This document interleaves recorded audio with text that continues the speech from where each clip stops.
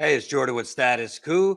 Last night, UAW President Fain tore into the big three, Ford, Stellantis, General Motors, their greed, the decades class war they have been waging against the workers, and he even had some words for the media, which I thoroughly enjoyed. I got to tell you, watching and listening to the UAW president, I think it's pretty damn evident we're headed for one of the biggest strikes in recent history in the United Corporations of America. I want to go through several of the clips because honestly, Fain is more clearly and more militantly and more aggressively responding to the 40, 50-year class war than I have heard most politicians, even ones I like, react to. Let's start with Fain responding to Stellantis's COO, Mark Stewart, telling the workers, get real in your demands, as he wrote that letter from his second mansion in Mexico. Yet the big three are continuing to act as if this round of negotiations is going to be business as usual. GM has responded to our demands by saying that our demands for fair wages, cost of living, retirement security, and more paid time off are a threat to our collective future. Stellantis even went further. COO Mark Stewart wrote a patronizing letter to our members saying we need to tone down our demands in the name of economic realism. We later learned from media reports that Stewart wrote that letter from his second multi-million-dollar mansion in Acapulco, Mexico, where he spent the last 2 weeks vacationing rather than bargaining. That's the economic realism the companies want us to accept. They make billions in profits and millions in executive salaries while the rest of us live paycheck to paycheck. Let's take a moment to think about that. The fact is, labor costs are a fraction of what goes into the price of a car. The vast majority of the Big Three's expenses don't go to labor. They go to parts, retooling, distribution, repairs. Many experts estimate labor is just between 5 and 10% of the cost of a car. So in the past 3 years, according to the Washington Post, the cost of a new car has gone up by 20%. That's not because of labor cost. In the past year, Stellantis has had the highest profit margin of any major automaker out there, union or not. And that's not because of labor cost. As in the past months, the Big Three have cried about how EV transition is going to be too expensive. I repeat again, it's not because of labor cost. The last 10 years have been the most profitable in Big Three history. They've collectively made $250 billion in North American profits over the last decade. But instead of investing that profit in us, the workers who made it, they've squandered it on giveaways to the rich investors and the CEOs. In the last 4 years, the Big Three spent about $16 billion collectively on special dividends, stock buybacks, and supercharged CEO salaries. That's billions of dollars lavished on shareholders and executives rather than the workers who make these companies run. We've been breaking our backs while the Big Three have been breaking the bank. The Big Three can afford to share their record profits with the auto workers who make this industry run. They just don't want to. We've been breaking our backs while the Big Three has been breaking the bank. You can't say it any better.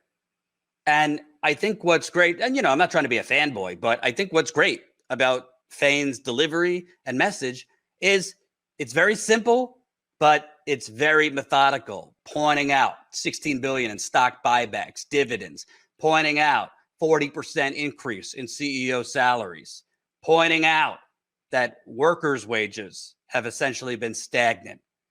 It is crystal clear these are the bad guys over here. These are the greedy ghouls over here. And honestly, I would have went a little further on the CEO of Stellantis, the corporate ghoul, telling workers to get real as he drinks margaritas from his hammock in Mexico. But he sure had words for him. I'll give him that. The absurdity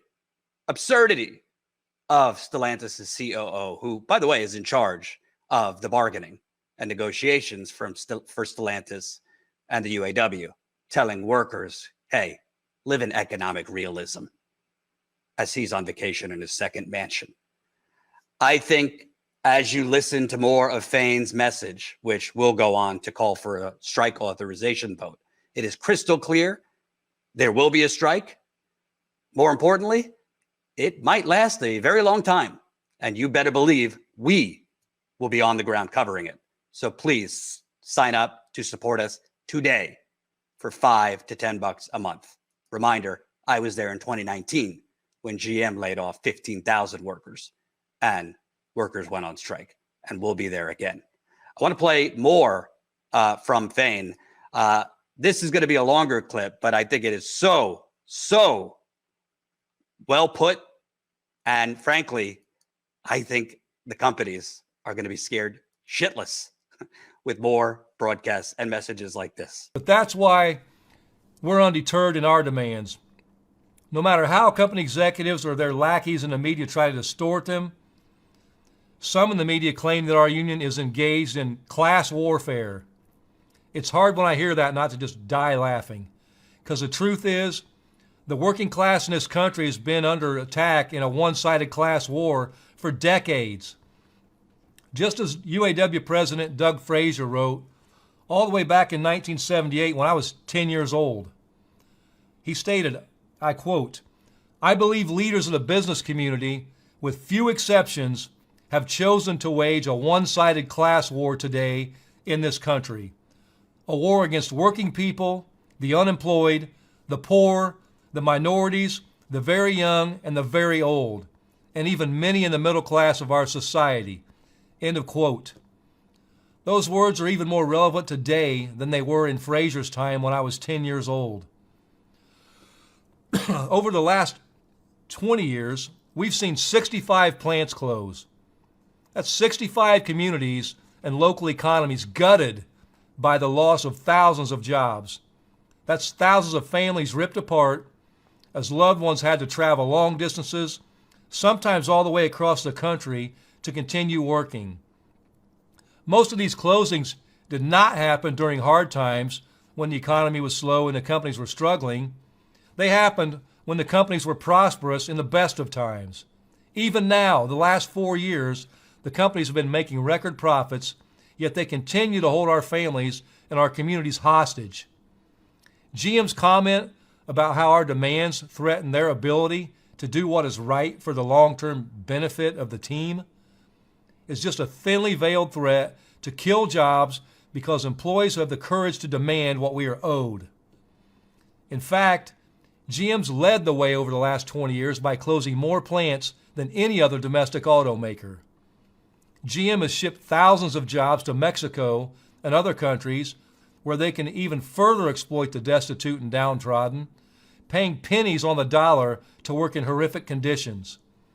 Workers at GM's plant in Silao, Mexico, are making about $3 an hour. They'd have to work full-time for 9 years straight to earn enough money to buy the vehicle they produce. So we know none of them are going to ever buy a vehicle in their life. That's criminal, and it's why we need to support those workers in Silao and everywhere in their fight against GM, because it's a race to the bottom that can always go lower.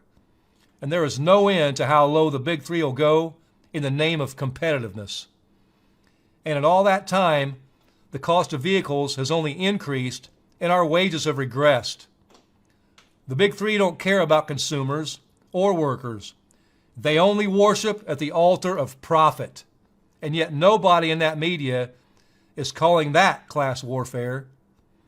We're currently living under the most prosperous period in Big Three history, and yet we are attacked as unrealistic for demanding the elimination of tiers. By that logic, tiers are never going to end. The media and the CEOs are trying to make tiers out to be inevitable. But we know they're not, because they can end because we're going to end them. The Big Three CEOs have seen their own pay increase on an average of 40% over the last 4 years. And nobody in the media was saying that's outrageous. The only thing they see and the only thing they say is outrageous is when workers who made those profits possible demand the same. We live in the richest country in the history of the world, yet we are attacked for demanding pensions and more paid time off. So when CEOs or talking heads say we're engaging in class war, know that what they really mean is that they can't stand the fact that we're finally fighting back and refusing to keep scraping by paycheck to paycheck. Damn, son. Damn. Can I get? Enough is enough. Honestly, amen, hallelujah. This man gets it. This man gets it. And honestly, you might not think it's a big deal. I was watching the comments because this was a live Facebook. I can't think of one UAW worker who was watching who will vote no. We don't want to go on strike. Every worker that was in that comment section on Facebook, and there were a lot, were revved up and ready to go because they finally have a leader at UAW, leaders, because Fain is, with others on the bargaining committee, that is not cozying up with the company, that is not just willing to fold the tent and surrender right out of the gate, but is willing to go to war with the big three on behalf of the workers. I mean, first off, I like that he's calling it lackeys in the media, going after the media, CNBC, the rest of them who worship at the altar of these greedy social Darwinists making $20 million, $25 million, $30 million a year, these CEOs, while the shareholders are raking stock buybacks, dividends. When he says the working class in this country has been under attack in a one-sided class war for decades, that is the rallying cry. This is not just about UAW. It's not just about the big three. This is about all of us. And he is trying to rally the troops all over, not just among UAW auto workers. When he talks about over the last 20 years, 65 plants have closed. That's 65 communities gutted, in his words, not during bad times when the companies were doing great. How can you not be disgusted with that greed, that immorality? When he points out the companies have been making record profits, but they continue to hold our workers hostage. That's what's going on, folks. And you haven't heard that kind of talk from a union leader in a long time. When he calls the wages in Mexico criminal, I would also call the wages in America criminal. They worship at the altar of profit, he says. Yet nobody in the media calls that out. Damn straight.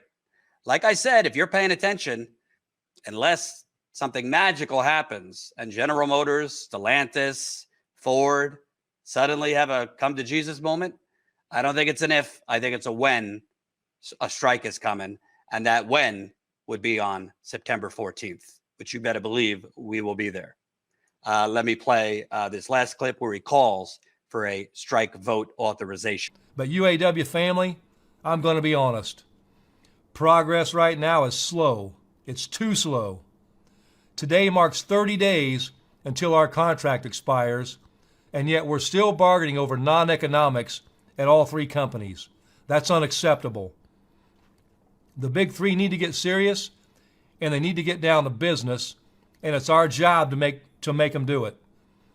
That's why starting now, we're directing big three locals across the country to schedule a strike authorization vote as soon as possible and to communicate the results of the vote to the International by the end of the day on Thursday, August 24th. It is critically important that everyone votes and that everyone votes yes to authorizing a strike should one need to be called. This isn't just a strike vote. It's a demonstration of our strength. It's a sign of our unity. And it's a statement about our resolve. So if we want to make progress at the bargaining table, we need to show the companies that it's not just talk. It's not just your national negotiators demanding progress, but it's 150,000 auto workers working behind them. That means getting out the vote in your plants. It means putting rally signs in your car windows, organizing parking lot rallies, and practice pickets. It means all of us together sending a message to the big three CEOs. The choice is yours about what happens next. Either stop dragging your feet in negotiations or be prepared to strike. As I've said repeatedly, September 14th is a deadline, not a reference point. Well, today marks 29 days. He's talking about practice pickets, which we saw UPS do. By the way, they're still voting on that contract, the UPS workers. It looks like it'll pass, the new UPS contract. So we might be seeing practice pickets pretty soon and a strike authorization vote, which I think will be an overwhelming yes. My guess is 96 to 97% yes. This thing is headed for a massive, massive strike and a real rallying point, I think, for all of us, not just auto workers, but all of us who are looking for something since our progressive, populist politicians have let us down. I'm a journalist, but I'm also a human. It's exciting to see a union leader in a union and a set of unions for decades that have, frankly, sold out the working class and been embroiled in a lot of corruption, finally walking the walk. We will continue covering this.